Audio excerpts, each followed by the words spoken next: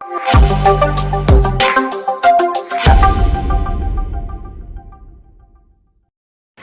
Mass മോട്ടോഴ്സിൽ നിന്നാണ്. Hero ഹോണ്ടയുടെ glamour വണ്ടി എൻജിൻ വർക്ക് കഴിഞ്ഞ് പോയതാണ്. അതിന് ശേഷം ഫസ്റ്റിലത്തെ ഓയിൽ ചേഞ്ചും ഫിൽട്ടർ ക്ലീനിങ്ങിനായിട്ട് വന്നേക്കണം കേട്ടോ.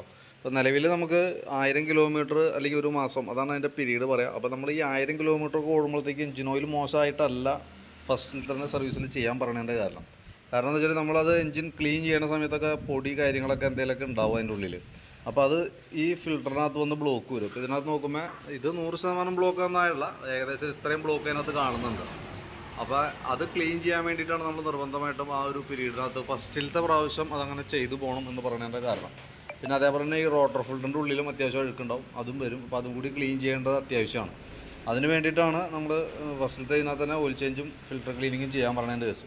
അപ്പോൾ ഓയിൽ നമുക്ക് മാറ്റണം, ഫിൽറ്റർ കാര്യങ്ങളൊക്കെ ക്ലീൻ ചെയ്ത് കയറ്റാം. അതേപോലെ തന്നെ ഇപ്പോൾ ഇതിൻ്റെ ഗ്യാസ്കറ്റ് അഴിച്ച് കഴിഞ്ഞപ്പോൾ ഇത് പുതിയ ഗ്യാസ്കറ്റാണ്, പക്ഷേ നമുക്ക് ഒരു പ്രാവശ്യമാണ് ഉപയോഗിക്കാൻ പറ്റുള്ളൂ. പേപ്പർ ഗ്യാസ്കറ്റിന് ആയതുകൊണ്ട് നമ്മൾ ടൈറ്റ് ചെയ്യുന്ന സമയത്ത് അത് ചതഞ്ഞാണ് ടൈറ്റ് ആവുക. അപ്പോൾ ഒരു സൈഡൊക്കെ ചെറുതായിട്ട് പൊട്ടി പോലെ ഇരിക്കുന്നുണ്ട്. അപ്പോൾ ആ ഗ്യാസ്കറ്റും കൂടി നമുക്ക് ചേഞ്ച് ചെയ്തിട്ട് വേണം സെറ്റ് ചെയ്യാനായിട്ട് കേട്ടോ. വേറെ പ്രോബ്ലം ഒന്നുമില്ല. വേറെ വണ്ടി എഞ്ചിൻ്റെ ഭാഗം നമ്മൾ ചെക്ക് ചെയ്ത് വേറെ ഓയിൽ ലീക്കേജോ അങ്ങനത്തെ വേറെ പ്രശ്നങ്ങളൊന്നും നിലവിലില്ല.